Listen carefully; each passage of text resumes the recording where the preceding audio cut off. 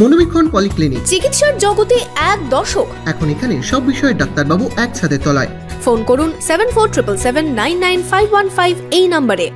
চলছে প্রতিমা থেকে মণ্ডপের শেষ মুহূর্তের চূড়ান্ত প্রস্তুতি। এর মধ্যে বৃষ্টি কপালে চিন্তা বাড়াচ্ছে সকলের, সবাই চিন্তাই বৃষ্টি নিয়ে। কাভেরি পারিবারিক বস্ত্র প্রতিষ্ঠান, এক্সক্লুসিভ কালেকশন সঠিক দামে পেতে আজই আসুন কাভেরিতে। লাকি টিপের মাধ্যমে পেয়ে যান গোল্ড কয়েন। কাভেরি, খাগড়া, ভৈরবতলা, বহরমপুর। উৎসবের প্রাক মুহূর্তে অসুর বৃষ্টি, এর জেরেই প্রতিমা থেকে মণ্ডপের ফিনিশিং টাচে সমস্যায় শিল্পীরা। মাথায় হাত পড়েছে পুজো উদ্যোক্তাদেরও।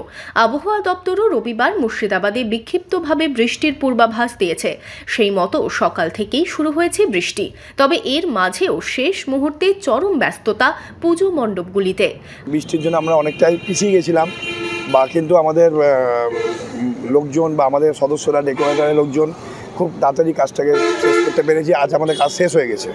কালকে উদ্বোধন যেহেতু সন্ধ্যা 7টায়, টোটাল কাজ আমরা শেষ। তাই বলবো সবকে, কালকে আপনারা আসুন, কিছু নতুন আপনাদের দেখাতে পারবো। খুব একটা ক্ষতিগ্রস্ত হচ্ছে না, কিন্তু কাজকর্ম করতে প্যান্ডেলে যারা মিস্ত্রি কাজ করছেন তাদের খুব অসুবিধা হচ্ছে, একটু তো সমস্যা হচ্ছে। কাজ প্রায় আমাদের শেষের দিকেই, কালকে লাইটিংয়ে হয়ে গেছিলো। এখন এই ভাড়া খুললে আর কিছু ফিনিশিং আমাদের যেগুলো আছে সেই ফিনিশিংয়ের কাজ চলছে। আবহাওয়া দপ্তর আগামী সোমবার থেকে শুক্রবার পর্যন্ত ভারী বৃষ্টি না হলেও মুর্শিদাবাদে বিক্ষিপ্ত বৃষ্টির পূর্বাভাস দিয়েছে।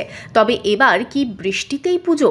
পুজো উদ্যোক্তাদের দাবি, এই আবহাওয়ার মধ্যেও পুজো মণ্ডপ প্রস্তুত হয়ে যাবে।